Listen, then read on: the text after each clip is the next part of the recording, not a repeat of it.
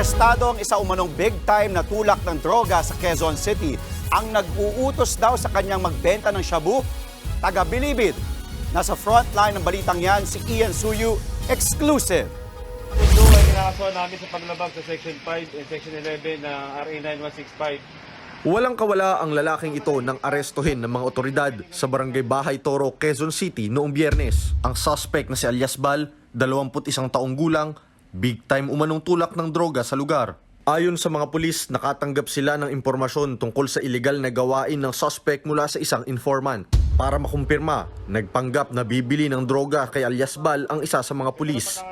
Nangyari ang buy-bust operation sa mismong tirahan ng suspect. May mga natatanggap na kaming reports before about nga dito sa activity nung nasabing suspect na naaresto natin. Nung makonfirm nung ating informant, ay nagsagawa na kagad tayo sir ng ating buy-bust operation. Nakumpiska sa umunoy drug pusher ang mga pakete ng shabu na nagkakahalaga ng 1.6 million pesos. Lumalabas sa investigasyon na taga Bilibid daw ang taong nag-uutos sa suspect na magbenta ng droga.